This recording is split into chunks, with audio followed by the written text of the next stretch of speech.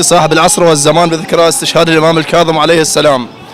أسمعكم قصيدة للسيدة زينب سلام الله عليها. عندما دخلت السيدة زينب إلى قصر يزيد قال يزيد: من تلك الامرأة ومن تكون؟ فقالت له: كض حلقك عدل لا صيح لك عباس، والزم حدك قبالك بنت حيدر، ما تعرف نعرفك أنا أختي حسين، أنا بنت فاطمة وبنت صورة الكوثر، اللي يطشر من أولادي تلم القاع، ياه اللي يلمك ساعة المحشر، صغير واسمه أكبر منك بجيلين، لو تحيا قرن ما توصل الأكبر. وفي هذه الأثناء دخلت الرؤوس إلى قصر يزيد فقالت له: ايش مالك قمت ترجف؟ هاي بس الروس، روس ولون وجهك قام يتغير، دخيلك يا علي بس روس خوفة جيش، وجوه العدة تلشاف لون اصفر، ومو كلهم بعد خلفت على السجاد، لو كلهم اجوا لا والله تطشر، لو كلهم اجوا لا والله تطشر. وسلامتكم.